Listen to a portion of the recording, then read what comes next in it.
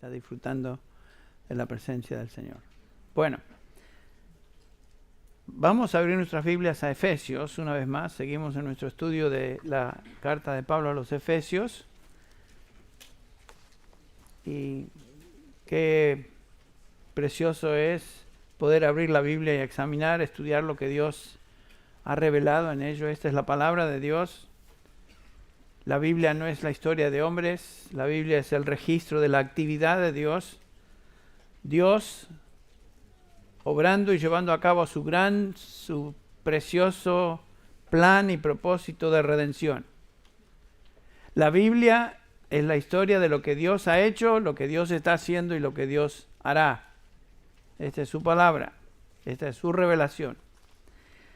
Y en ese propósito de redención Dios ha incorporado a cada uno de aquellos que Él ha escogido y llamado a salvación. Así que ahí estamos nosotros, gracias a Dios por ello. La epístola de Efesios es justamente la revelación de lo que Dios ha hecho en la salvación de sus santos, o sea, la iglesia. Entonces vamos simplemente a hacer un breve repaso y continuamos con el capítulo 2, versículos del 4 en adelante, pero hagamos un breve repaso de lo que hemos estudiado hasta hoy. En el capítulo 1, versículos del 1 al 14, ya hemos observado lo que Dios ha hecho por aquellos que le pertenecen. Y lo que claramente notamos es que la salvación es obra exclusiva de Dios, sin ninguna participación humana. Dios no nos necesitó, Dios llevó a cabo la salvación solo Él, sin nuestra ayuda, sin nuestra participación. Y la obra de salvación se resume tal vez en el versículo 3 del capítulo 1, que dice Pablo: bendito sea Dios y Padre de nuestro Señor Jesucristo, que nos ha bendecido con toda bendición espiritual en los lugares celestiales en Cristo Jesús. Ese es el resumen de lo que Dios ha hecho por nosotros. Y por supuesto Dios lo hizo y por lo tanto Pablo alaba a Dios por esa obra. Y continuando en el versículo 4, notamos que Dios Padre nos escogió en Cristo Jesús antes de la fundación del mundo. Ahí comenzó la obra de salvación, en la elección divina. En el versículo 7 notamos que Cristo nos redimió con su sangre.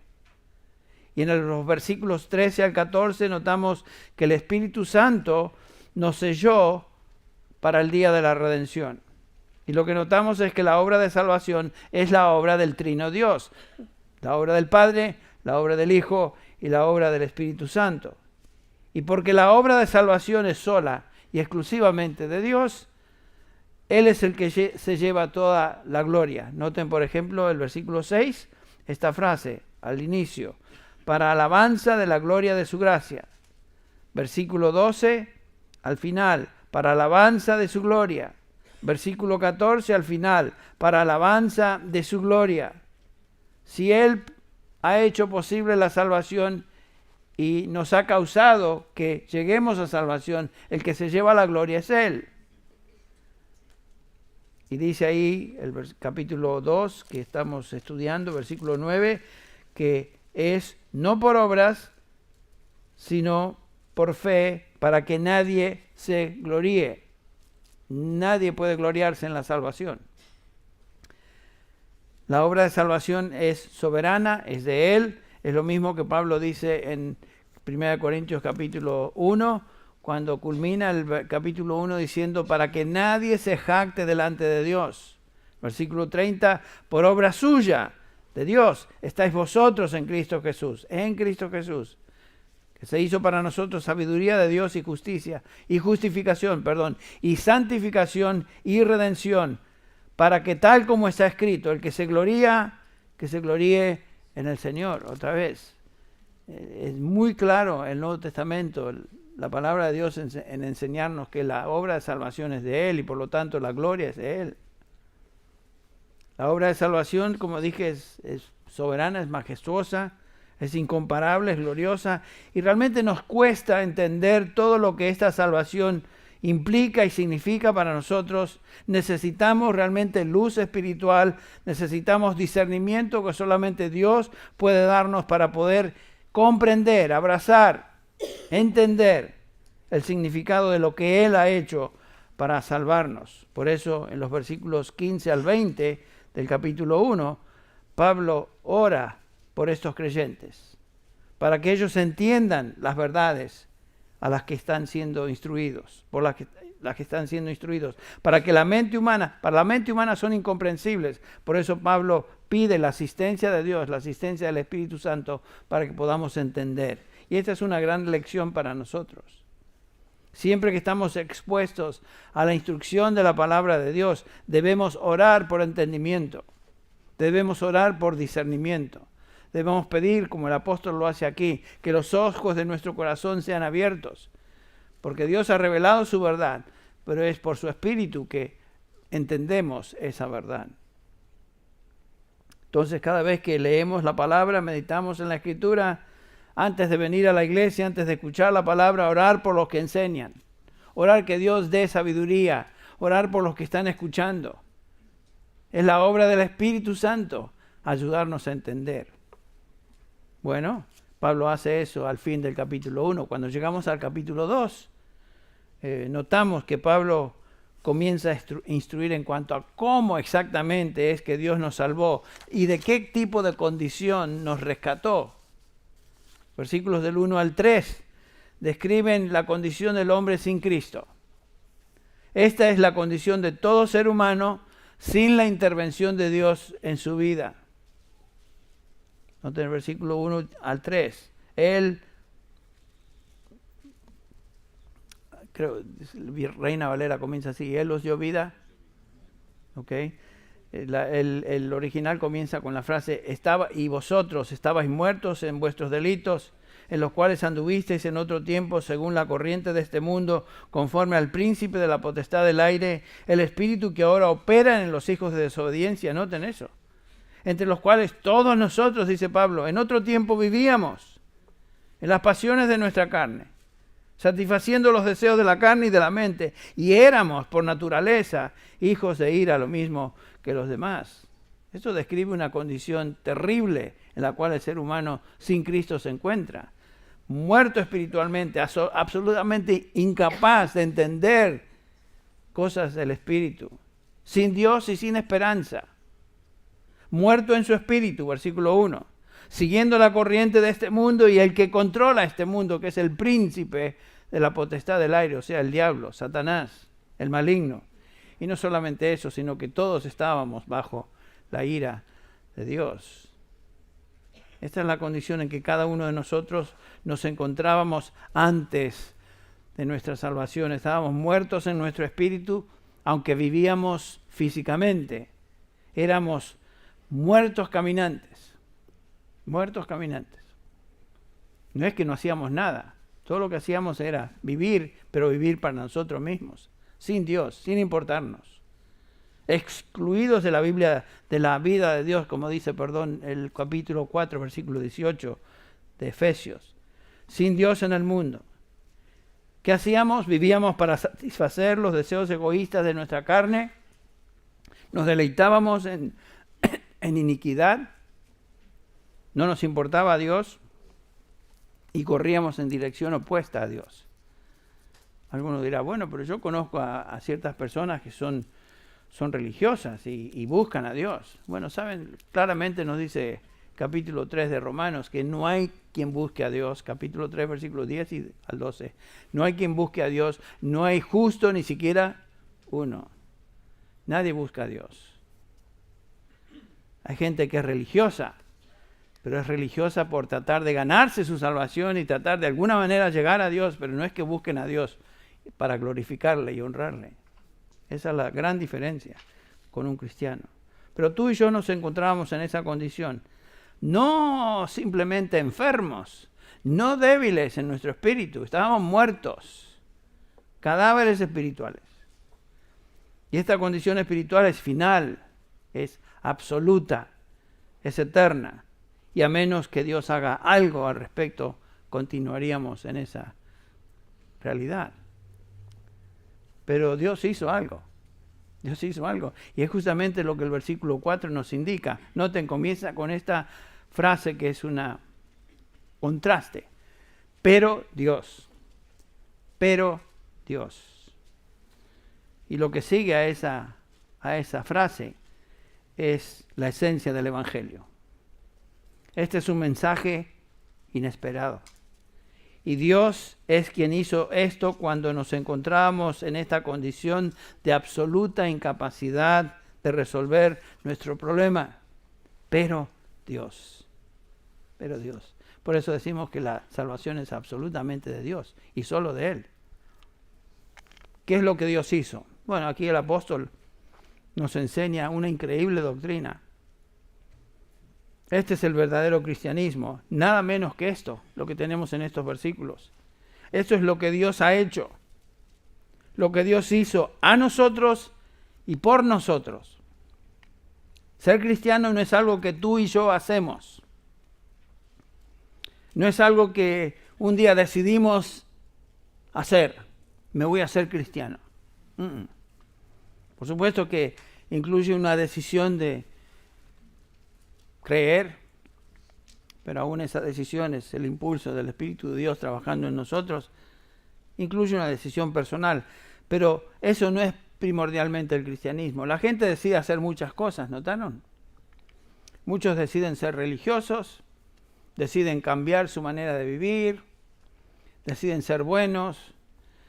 Cada primer año, al principio del año que se acerca ahora, todos tienen una nueva resolución y deciden hacer algo. Deciden ser más disciplinados con su dieta, a la cual ya se nos refirió nuestro hermano José, cariñosamente nos recordó eso, del por qué estamos más llenitos. Deciden hacer esto, deciden no hacer lo otro, etcétera, etcétera. Las decisiones por sí mismas no convierten a nadie en cristianos. Alguien pudiera decir, bueno, yo decido ser cristiano de ahora en adelante. Eso no lo va a convertir en cristiano. El cristianismo es lo que tenemos acá en estos versículos. Tenemos una de las doctrinas más gloriosas de la fe cristiana. Esta es la enseñanza de la Escritura sobre nuestra unión con Cristo. Nuestra unión con Cristo. Ser cristiano, haber sido salvado, quiere decir estar unido a Cristo. Si se nos olvida algo, eso no podemos olvidarnos hoy. Estamos unidos a Cristo y eso es lo que nos hace cristianos. Estamos unidos a Cristo en su muerte, estamos unidos a Cristo en su resurrección, estamos unidos a Cristo en su exaltación en lugares celestiales.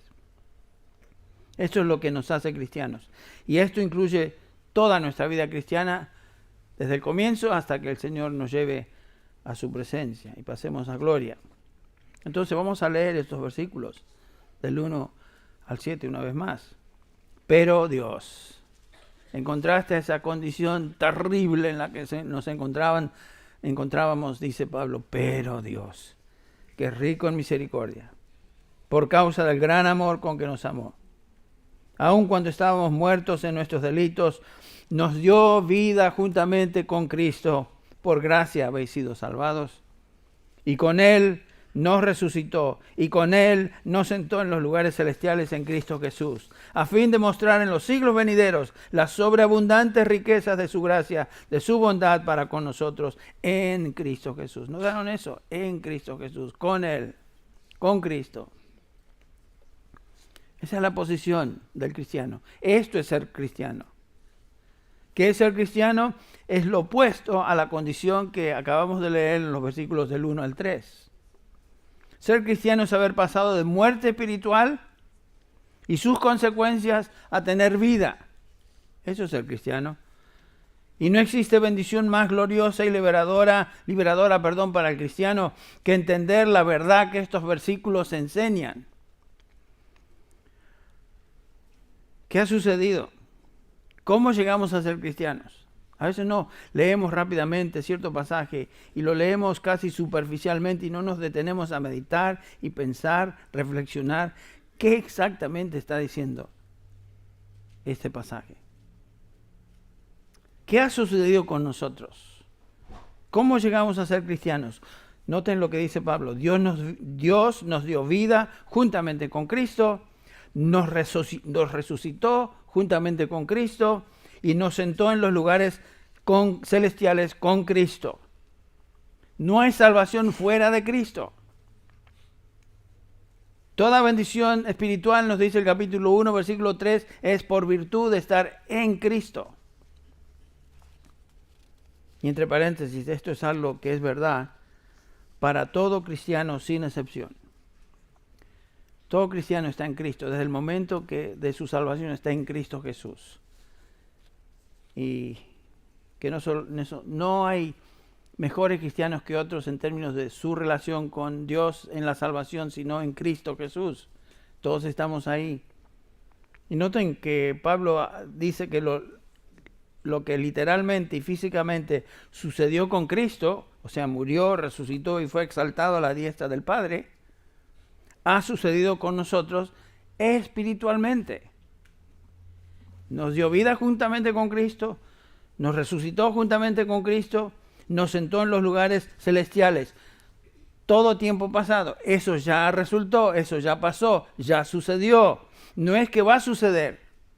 Esta no es una referencia al futuro, no es una profecía, sino que ha sucedido ya con nosotros. Hoy, ahora, en este momento, todo cristiano está en Cristo. Donde Cristo está, ahí estamos. Y por supuesto es una posición espiritual. Y repito, ser cristiano es estar en Cristo Jesús. Qué importante, qué vital para nuestra salud espiritual es entender y abrazar esta doctrina acerca de nuestra salvación. Lo que Dios hizo al sacarnos de la condición en la que nos encontrábamos, de condenación eterna y muerte espiritual, a colocarnos en donde hoy estamos, en Cristo Jesús. Y lo que esto implica, lo veremos. Por eso es que Pablo ora y pide que Dios dé a estos creyentes espíritu de sabiduría y revelación, que los ojos de su corazón sean iluminados. Es lo que nosotros necesitamos. Por eso a veces leemos la Biblia y no entendemos muy bien, tal vez porque no hemos pedido, no hemos rogado que el Señor, abre mis ojos. Abre los ojos de mi entendimiento, como dice el salmista, Salmo 119, versículo 18. Lo que Dios hizo resucitando a su Hijo, literal y físicamente, Dios, por ese mismo poder que resucitó a Cristo de los muertos, ya ha hecho en la vida de cada cristiano espiritualmente. Imagínense esa realidad.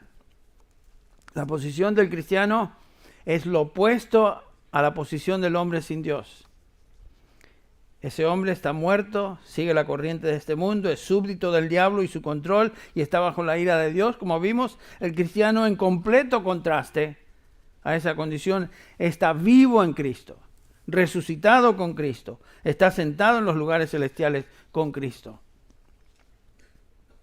Pablo continuamente, a través de sus escritos, usa esta expresión, en Cristo, con Cristo, en Él, en Cristo Jesús. 164 veces el apóstol Pablo usa esta frase, lo cual quiere decir que es una doctrina extremadamente vital e importante que nosotros entendamos qué exactamente quiso decir Pablo con estar en Cristo, ya que lo repite 164 veces. Y recordemos que Pablo escribió inspirado por el Espíritu Santo. Pablo simplemente se sentaba y se le ocurrían cosas y escribía. Pablo era movido por el Espíritu Santo, tal como nos dice Pedro, 2 de Pedro 1:23. Hombres movidos por el Espíritu Santo escribieron. Esta gran doctrina de nuestra unión con Cristo se encuentra en varios pasajes, muchísimos pasajes, no tenemos tiempo para consultarlos a todos, pero por ejemplo, ustedes recordarán las palabras de Gálatas 2:20, donde tenemos esta preciosa declaración de Pablo, hablando de esta unión con Cristo. Dice Pablo, con Cristo he sido crucificado, con Cristo he sido juntamente crucificado, y ya no soy yo el que vive, sino que Cristo vive en mí. Y la vida que ahora vivo en la carne, la vivo por fe en el Hijo de Dios, el cual me amó y se entregó a sí mismo por mí. Noten eso. Con Cristo he sido juntamente crucificado. Eso no se refiere a una crucifixión literal. Pablo no estaba físicamente con Cristo, sin embargo es una posición real y espiritual para todo creyente. Él nos incluye acá. Podemos, cada uno de nosotros decir, con Cristo he sido juntamente crucificado. Cuando Cristo murió en esa cruz estaba yo, estaba Pablo, estaba todo creyente en Cristo.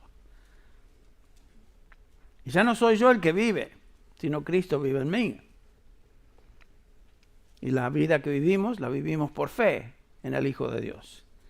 Otro pasaje que nos habla algo de esa doctrina de la unión con Cristo, Colosenses 1:13, porque Él, el Padre, nos libró del dominio de las tinieblas y nos trasladó al reino de su amado Hijo. Otra referencia a lo mismo.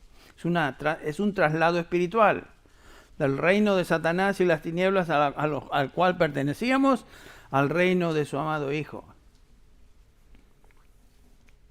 ¿Cómo se usa esta verdad en el Nuevo Testamento? Bueno, Pablo usa esta expresión de dos maneras, dos sentidos. El primer sentido es lo que los teólogos llaman la unión federal. Déjenme explicarle, porque suena, bueno, ¿qué es eso? Es la expresión que los teólogos usan. Es una unión federal, es una unión legal. Esto lo observamos, por ejemplo, en Romanos 5, donde Pablo enseña que Adán es el representante o cabeza federal de todos los hombres. Lo que Adán hizo al pecar afectó a la humanidad por estar unidos a él. Todos nacimos con nuestra naturaleza adámica. Estábamos en Adán. Noten cómo Pablo dice el versículo 12 del capítulo 5 de Romanos. Por tanto, tal como el pecado entró en el mundo por un hombre, ¿quién era ese hombre? Adán. Y la muerte por el pecado, así también la muerte se extendió a todos los hombres porque todos pecaron. Es como que todos recibimos la infección de Adán. En Adán pecamos todos. Y las consecuencias de su pecado las acarreamos y las llevamos. Nacemos muertos en delitos y pecados. Por esa razón. Dice Pablo, continúa diciendo en el versículo 13, pues antes de la ley había pecado en el mundo. Pero el pecado no se imputa cuando no hay ley. Sin embargo, la muerte reinó desde Adán hasta Moisés, aún sobre los que no habían pecado con una transgresión semejante a la de Adán, el cual es la figura de aquel que había de venir. Y aquí Pablo hace referencia al segundo hombre, Cristo Jesús. En Adán, todos pecaron, todos reciben las consecuencias de ese pecado por estar unidos a él. Es unión federal. Ahora, lo que es cierto de Adán, el primer hombre, y su posteridad también es cierto de Cristo, el segundo hombre, quien ahora representa una nueva humanidad. Todos los que han nacido de nuevo, los redimidos, que son nuevas criaturas, poseemos una nueva naturaleza y estamos en él. Y el versículo 19 de Romanos 5 dice, porque así como por la desobediencia de un hombre, ese hombre fue Adán, los muchos fueron constituidos pecadores, así también por la obediencia de uno, hablando de Cristo, los muchos serán constituidos justos.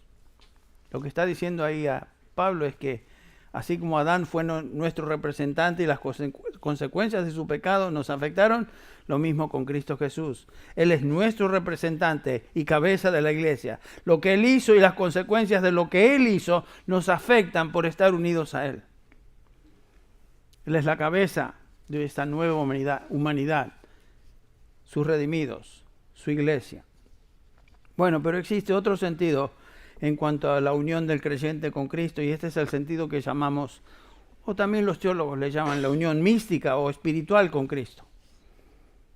De esta unión espiritual nos habla Cristo, por ejemplo, en el capítulo 15 de Juan. Ustedes recuerdan cuando Cristo dice, yo soy la vid, vosotros sois los pámpanos.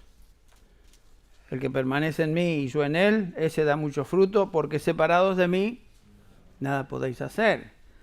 La unión entre la vid y los pámpanos es una unión real, es una unión orgánica, es una unión vital.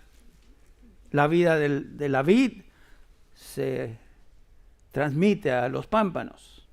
Y Jesús dice, yo soy la vid, ustedes son los pámpanos. La vida mía está en ustedes. Y aquí en el libro de Efesios, Pablo está hablando de esta unión orgánica entre Cristo y los miembros de su iglesia. Por ejemplo, ya lo vimos en el capítulo 1, por lo menos lo mencionamos, los versículos del 22 al 23. Pablo hizo referencia a esta unión ya. El versículo 22 comienza diciendo: y todo sometió bajo sus pies, y a él dio por cabeza sobre todas las cosas a la iglesia, la cual es su cuerpo, la plenitud de aquel que lo llena todo en todo. Veremos más acerca de esta unión espiritual entre Cristo y su iglesia en el capítulo 4, versículos 15 y 16, cuando lleguemos a ese punto.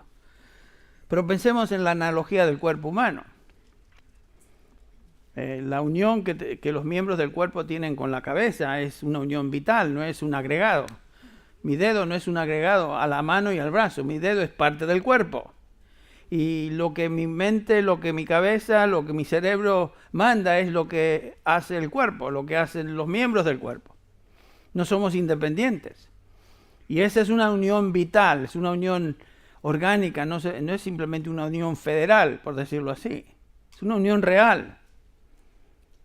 Y de esta unión espiritual nos habla Pablo en este pasaje que estamos estudiando.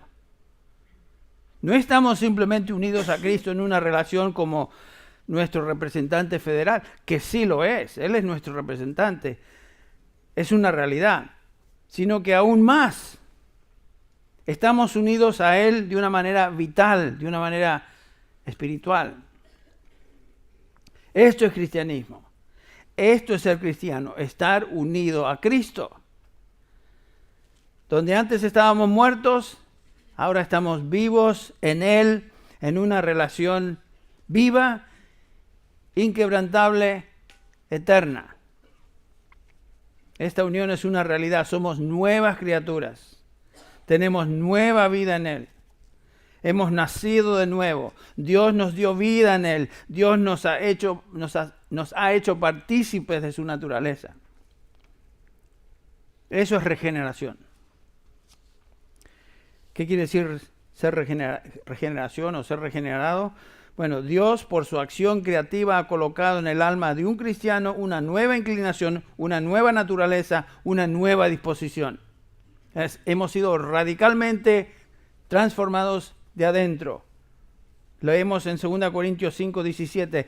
De modo que si alguno está en Cristo, nueva criatura es. Noten que siempre la relación es en Cristo, no independientemente. No solo nosotros, no por tener fe en Dios. Es en Cristo. Si alguno está en Cristo, en esta unión real, vital y orgánica de la que estamos hablando, nueva criatura es. Nueva criatura es. Las cosas viejas pasaron y aquí todas son hechas nuevas. Oh, es cierto que por afuera nos vemos igual que antes de ser cristianos. El cambio no tiene nada que ver con el cambio externo. Físicamente un cristiano se ve como se veía antes de ser cristiano. Lo que ha ocurrido es una transformación en lo interior. Él ahora ve todo con diferentes ojos.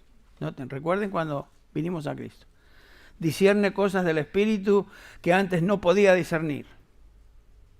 Ahora todo es distinto. Su manera de pensar, sus actitudes, sus deseos, sus gustos, todo es nuevo.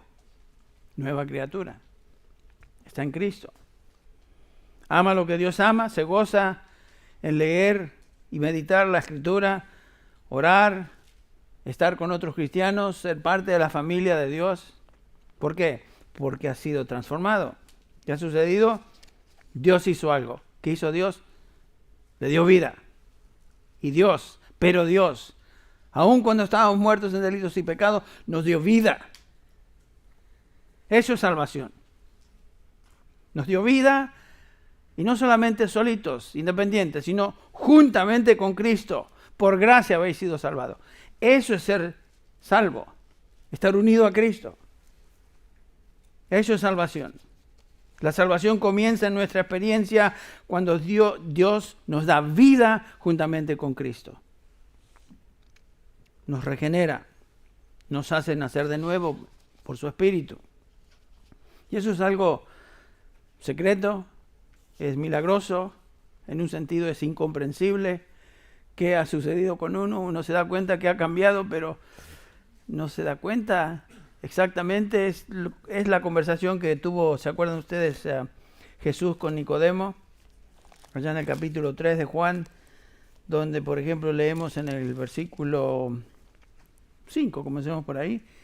Jesús respondió: en verdad te digo que el que no nace de agua y del Espíritu no puede entrar en el reino de Dios. El 6. Lo que es nacido de la carne, carne es. O sea, nosotros nacemos de la carne, nacemos físicamente, y eso es lo que somos. Pero el que ha nacido del Espíritu, Espíritu es. No te asombres, le dice Jesús a Nicodemo, de que te haya dicho: os es necesario nacer de nuevo. Noten esta descripción de la obra regeneradora del Espíritu Santo que da vida a la persona. El viento sopla donde quiere y oye su sonido, pero no sabes de dónde viene ni a dónde va. Así es todo aquel que es nacido del Espíritu. Es algo misterioso, es incomprensible. Por primera vez el cristiano se da cuenta que algo ha sucedido, no lo puede explicar. Solamente como aquel ciego, solamente es una cosa: antes estaba ciego y ahora ¿qué? Veo. No les puedo explicar. Eso es lo que sucedió. Antes estaba muerto a Dios, a las cosas de Dios, y ahora estoy vivo. Ahora lo que era desagradable y no me atraía, ahora es distinto. Soy distinto. Dios me dio vida. Eso es lo que está enseñando Pablo. Esta es la obra de Dios en el alma. Esta es la nueva creación.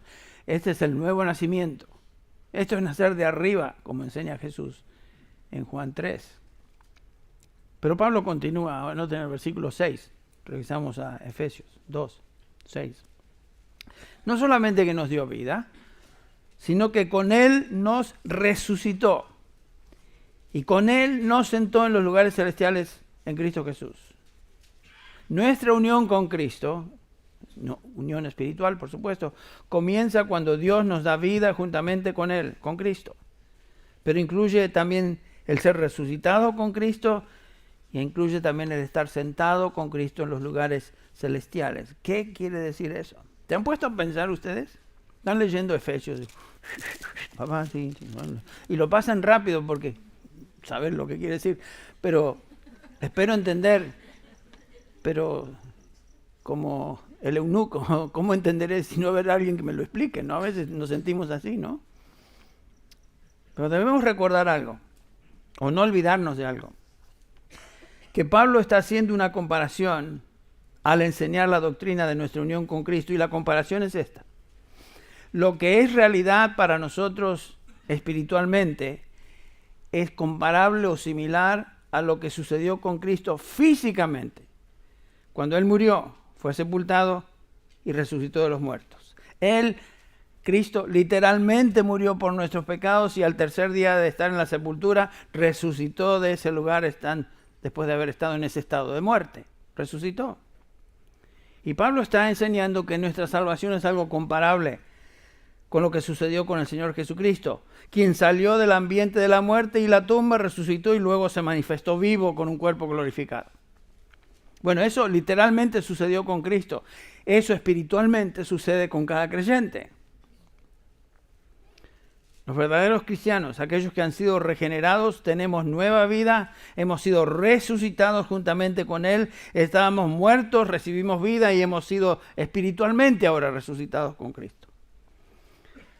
Es una realidad. Por eso Pablo dice en Romanos 6, que el versículo 3, vamos a leer el 3 y el 4, ¿o no sabéis que los que hemos sido bautizados en Cristo Jesús, identificados con Él, hemos sido bautizados en su muerte? Por tanto, hemos sido sepultados con Él por medio del bautismo para muerte, a fin de que como Cristo resucitó de los muertos por la gloria del Padre, así también nosotros andemos en nueva vida. Resucitamos con Cristo a nueva vida. Estábamos muertos, estamos vivos. No lo entiendo, no sé, no puedo explicar lo que pasó, pero sé que estaba muerto y ahora estoy vivo. ¿Cómo? Es lo que Dios me dice acá y lo creo. Sé que me ha sucedido, pero lo creo por fe, lo tomo por fe porque es lo que el Señor me dice en su palabra. Dios nos resucitó con Cristo a nueva vida. Algunos estarán pensando, bueno, Henry, yo siempre tenía entendido que la resurrección es algo futuro. Y normalmente entendemos que la resurrección es algo futuro. Sí, es futura en términos de realidad física. Claramente nos enseña este pasaje que hemos sido resucitados con Cristo y algún día nuestro cuerpo será resucitado también. Pero aquí Pablo está hablando de una realidad espiritual. Ya es un hecho. Y no solamente eso, sino que Pablo enseña que ya hemos sido exaltados, sentados con Cristo en los lugares celestiales. A veces, pero Señor, qué precioso es esto, pero me cuesta entenderlo, ¿no? Reaccionamos así. Está hablando Henry, no lo entiendo muy bien, pero es lo que dice tu palabra. Bueno, nos pasa eso. Pero noten que nos resucitó con Cristo y nos sentó con Él en los lugares celestiales. Ahora, ¿qué es eso de los lugares celestiales?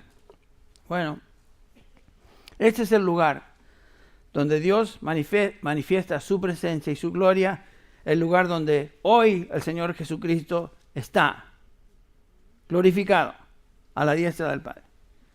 Es el lugar donde Dios se manifiesta, donde Él vive, donde Cristo hoy vive. ¿Se acuerdan la experiencia de Pablo en 2 Corintios 9, donde habla que fue en este cuerpo, no lo sé, fui elevado al tercer cielo? Se refiere a eso, es el lugar donde Dios reside. Cristo está. Y donde Cristo está, nos dice Pablo, ahí estamos. Pero no lo entiendo, gente. Es lo que dice la palabra de Dios. Yo no entiendo, es lo que dice acá. Lo que ha sucedido con Cristo física y literalmente ha sucedido con nosotros espiritualmente. Y algún día futuro disfrutaremos literalmente nuestra unión con Cristo cuando nuestros cuerpos sean glorificados y conformados al cuerpo de su gloria, de su resurrección. Eso es futuro. Es cierto. Y esperamos ese día, cuando seamos transformados en cuerpo también. Pero dice Pablo que en espíritu ya estamos ahí. Qué increíble, ¿no? Por eso aquellos que piensan que van a perder su salvación. ¿Cómo van a perder su salvación si están en Cristo y están a la diestra del Padre y están ahí, en los lugares celestiales? Pablo enseña esto en varios pasajes de sus epístolas, pero noten por ejemplo lo que dice en Colosenses 3. Colosenses 3.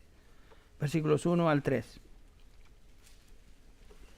Dice así: si habéis pues resucitado con Cristo, no es que hay duda, eso es, la construcción quiere decir ya que habéis resucitado con Cristo en el original, buscad las cosas de arriba donde está Cristo sentado a la diestra de Dios.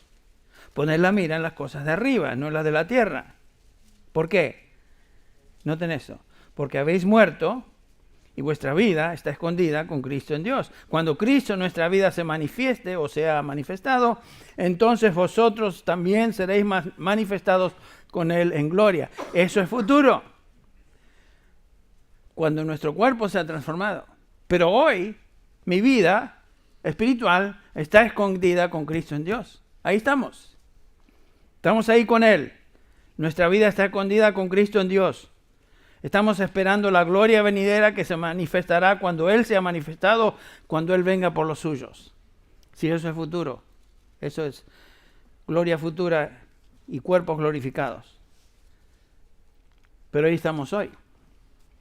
Espiritualmente estamos ahí. ¿Recuerdan cómo Pablo lo expresa en Filipenses 3, 20 y 21? Porque nuestra ciudadanía está en los cielos, de donde también esperamos ansiosamente a un Salvador, el Señor Jesucristo. Ahí estamos.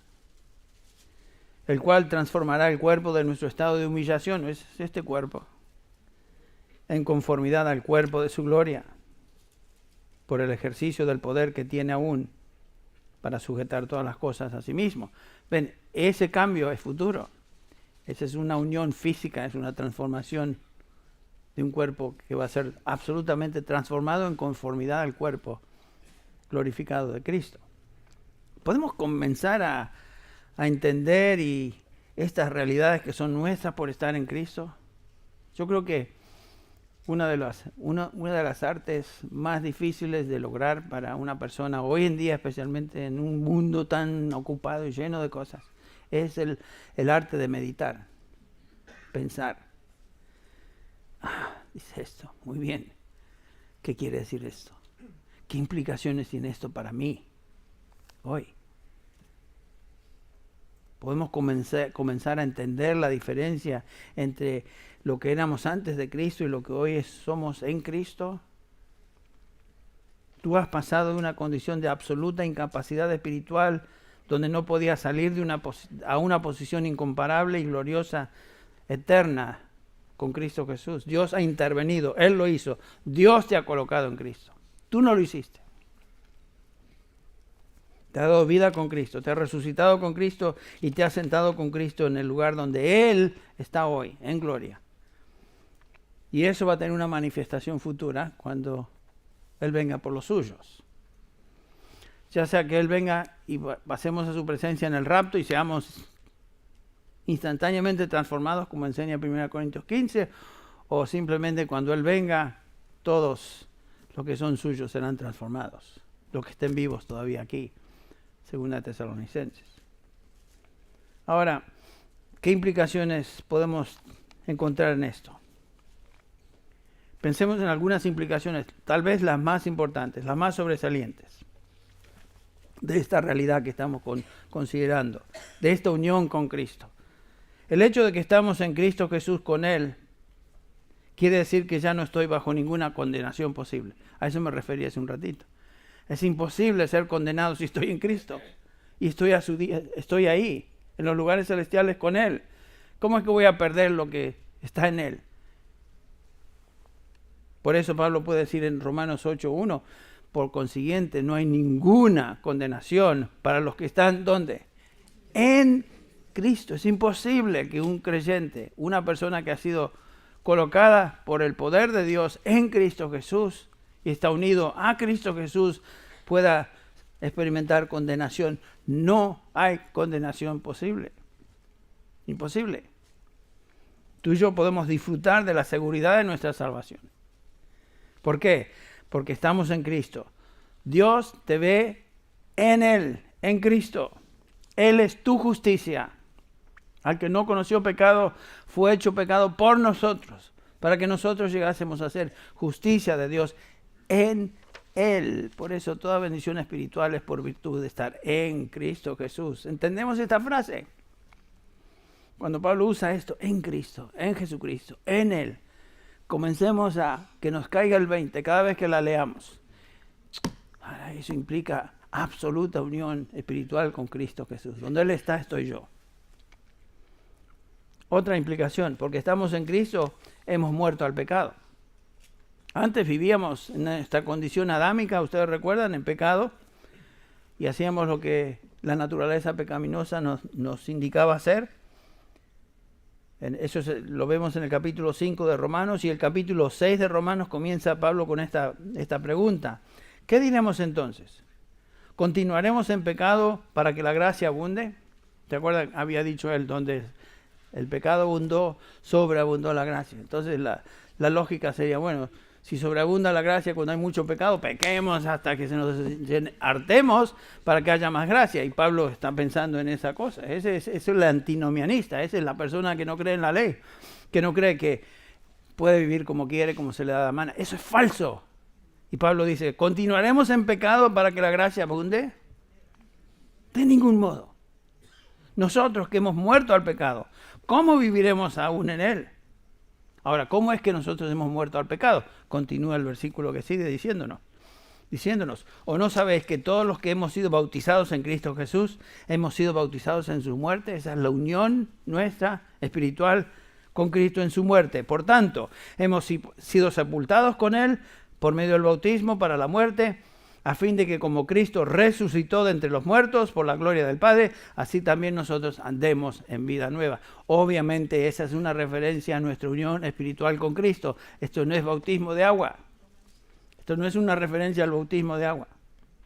Es una referencia a nuestra identificación y unión con Cristo. Y noten el versículo 11 de Romanos 6. Es la primera exhortación en toda la epístola de Romanos. Muy interesante.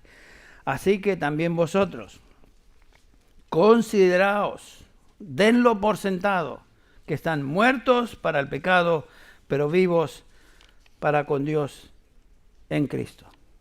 Porque estamos en Cristo, porque hemos sido unidos a Él en su muerte y su resurrección, ahora estamos vivos para con Dios. Ya no somos esclavos del pecado, vivimos para Dios.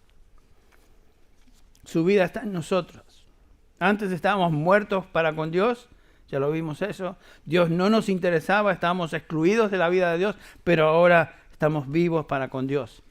Y noten que el versículo 14, algún día el miércoles vamos a exponer el capítulo 6 de Romanos en detalle, pero noten que el versículo 14 de Romanos 6 dice, porque el pecado no se enseñoreará de vosotros.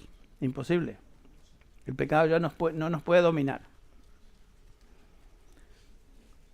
Entonces esa es otra implicación. Hemos muerto al pecado. La que sigue, otra implicación más. Porque el cristiano está resucitado con Cristo y está sentado con Cristo en lugares celestiales. Esto implica que el cristiano ya no pertenece al mundo. Pablo dice, antes andábamos según la corriente de este mundo. Capítulo 2, versículo 2, lo vimos. El mundo nos dominaba, el mundo nos controlaba. Pero dice Pablo, ya no somos de este mundo. Pedro nos recuerda que ahora somos peregrinos en este mundo. Este mundo ya no es nuestro hogar. Como dice Lloyd Jones, somos una colonia extranjera en este mundo. Porque nuestra ciudadanía está en los cielos. Pedro dice, amados, os ruego como a extranjeros y peregrinos que os abstengáis de las pasiones carnales que combaten contra el alma. Cuando un hombre está en Cristo, una de las primeras cosas de las que él se da cuenta es que ya no pertenece a este mundo. Las cosas de este mundo ya no le apetecen como antes. Sí es tentado por las cosas del mundo de vez en cuando y tropieza de vez en cuando en alguna tentación, pero se da cuenta que eso ya no es para mí. Y que en lugar de sentirnos gozándonos en la impiedad, nos da tremenda tristeza, congoja, por haber ofendido a nuestro Dios. ¿Y qué hacemos? Qué bueno, este pecado sí me gusta, le voy a entrar a gusto. No, confesamos, Señor, es imposible. Es como el salmista David en el Salmo 51 y el Salmo 32 que leímos, mientras yo lo confesaba, tu mano pesaba sobre mí. Y así se siente el Hijo de Dios. No puede disfrutar el mundo ni el pecado, ya se acabó eso. Se acabó. El creyente no ama al mundo y el creyente tiene victoria sobre el mundo. No améis al mundo, dice Juan, ni las cosas que están en el mundo. 1 Juan 2:15. Si alguno ama al mundo, indica con esto algo, que el amor de Dios, Padre, no está en él. Si tú amas el mundo y amas el pecado y te deleitas en todas las cosas que la gente hace en el mundo y te gusta eso, y realmente lo disfrutas, el amor del Padre no está en ti. Tú no has sido transformado. Tú eres un cristiano por afuera, tal vez, pero no eres un cristiano cambiado.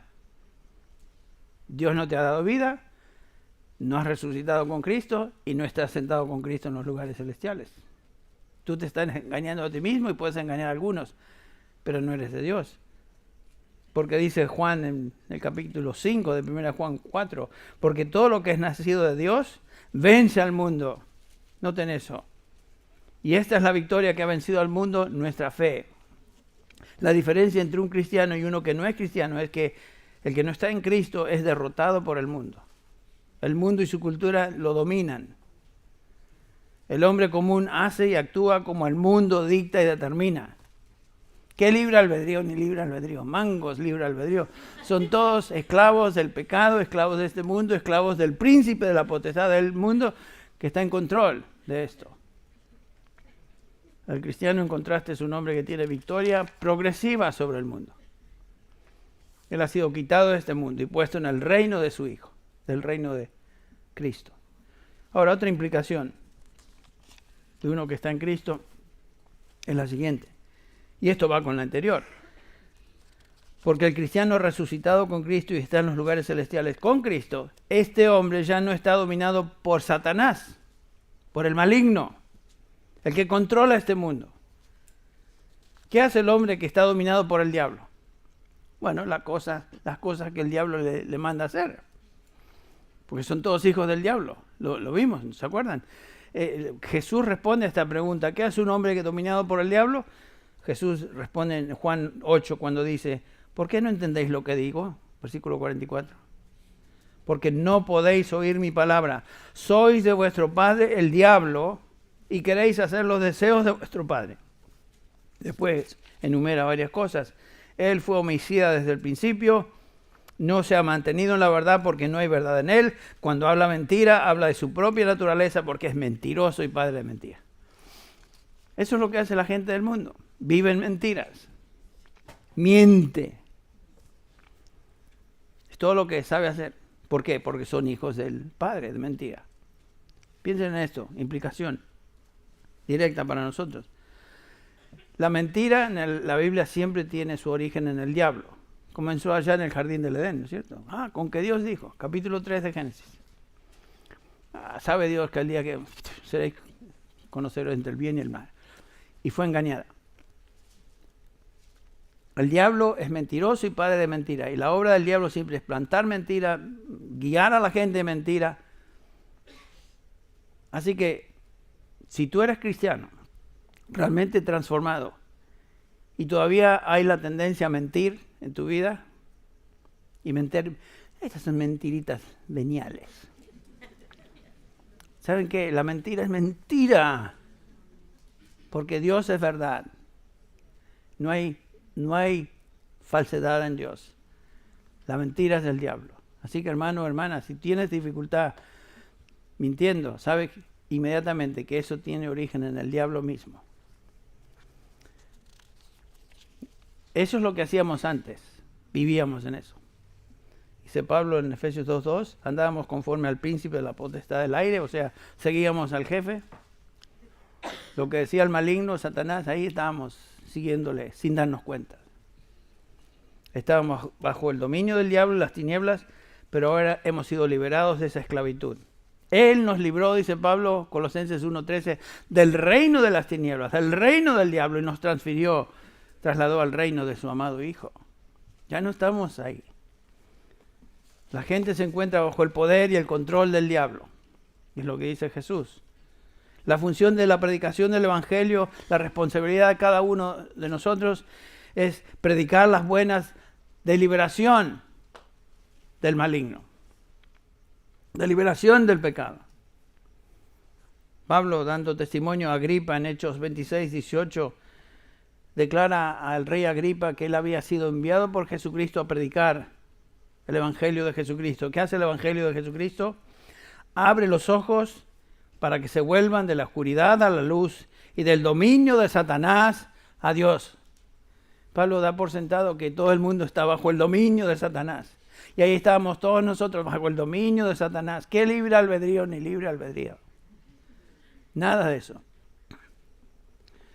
Juan nos dice en su primera epístola que todo el mundo, sin excepción, yace bajo el poder, control del maligno. Primera Juan 5, 18 y 19 lee, sabemos que todo el que ha nacido de Dios no practica el pecado, sino que aquel que nació de Dios le guarda y el maligno no le toca. Noten eso. Qué interesante. El maligno no le toca. O sea, no puede aferrarse y controlarlo ya más.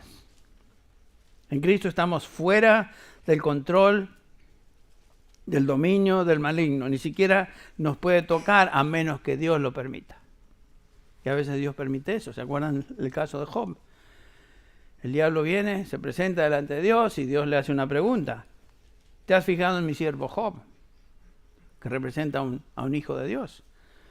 Porque no hay ninguno como él sobre la tierra, hombre intachable y recto, temeroso de Dios y apartado del mal. Y responde el diablo característicamente, ¿acaso teme Job a Dios de balde? ¿No has hecho tú una valla alrededor de él? Noten cómo el Señor nos protege. De su casa, de todo lo que él tiene, por todos los lados. Has bendecido el trabajo de sus manos y sus posesiones han aumentado sobre la tierra. Pero extiende ahora tu mano y toca todo lo que tiene y verás si no te maldice en tu propia cara. Entonces el Señor le dice a Satanás, he aquí todo lo que él tiene está en tu poder, pero no extiendas tu mano sobre él. Y Satanás salió de la presencia del Señor. Sabemos el resto de la historia. Dios le dio permiso para tocar a Job hasta cierto límite y no más. Satanás nos puede tentar, nos puede sugerir mentiras, puede rugir, que dice Pedro, 1 Pedro 5, anda como león rugiente buscando a quien devorar, nos puede amedrentar, nos puede parcialmente engañar y causar cierto daño bajo el permiso y providencia de Dios. Nunca más allá de eso. ¿Se recuerdan el relato o la conversación que el Señor tiene con Simón y los discípulos? Le dice, Simón, Simón, el diablo os ha pedido para zarandearos. ¡Wow! Os ha pedido, quiere decir que antes que tocar a un hijo de Dios, el diablo tiene que pedir permiso. Pero yo he orado por ti, Simón, para que tu fe no falle. Qué precioso. El diablo puede atacarnos, el diablo puede hacer todas estas cosas que mencionamos, pero no nos puede poner bajo su control, porque estamos en Cristo. Estamos en Él. Y hemos sido librados del poder del diablo y Satanás y las tinieblas y transferidos al reino de su amado Hijo.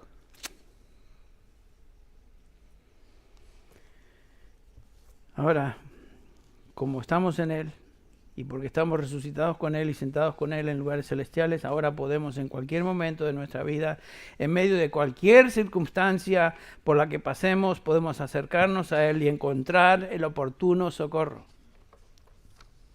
Santiago nos exhorta de esta manera. Santiago 4:7, acercaos a Dios y Él se acercará a vosotros. Esa es una promesa, ¿saben?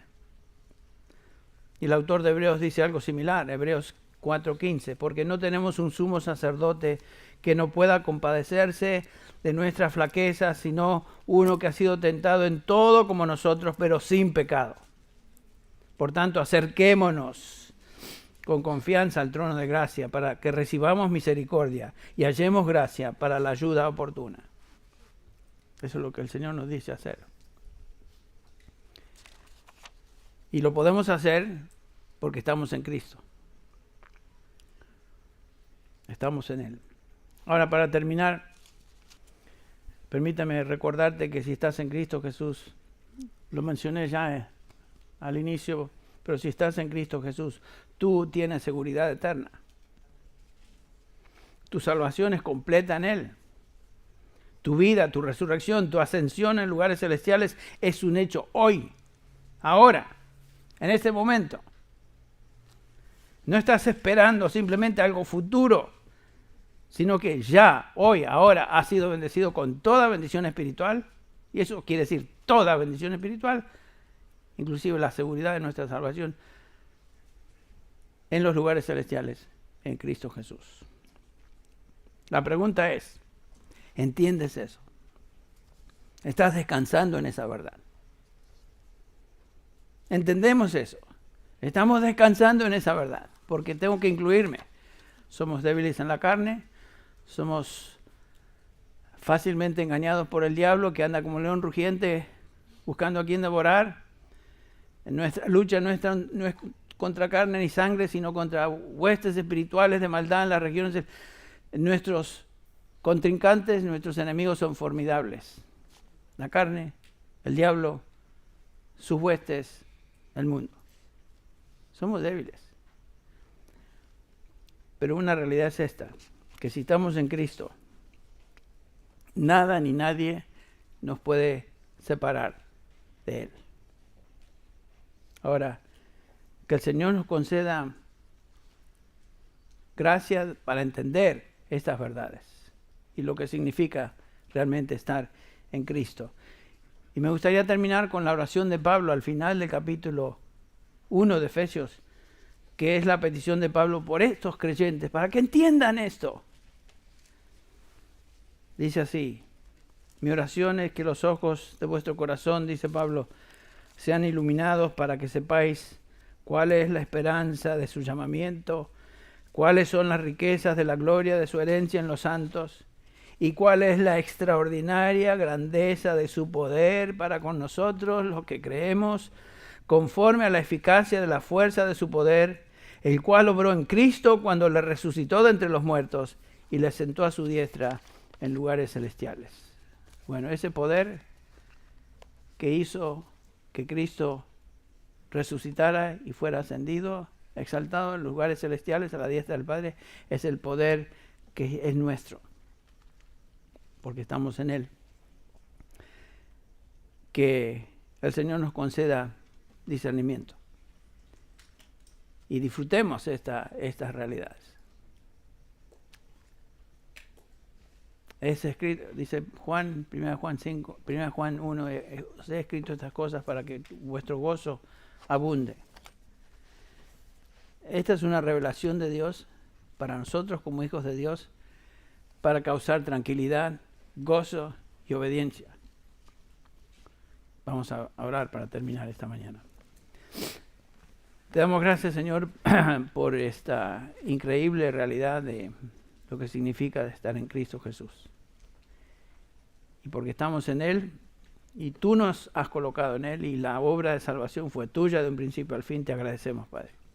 Te alabamos.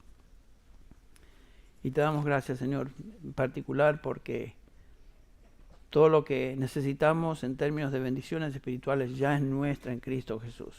Gracias, Padre. Ayúdanos a darnos cuenta de estas riquezas, de la grandeza de tu salvación. Y ayúdanos a vivir hoy a la luz de esto.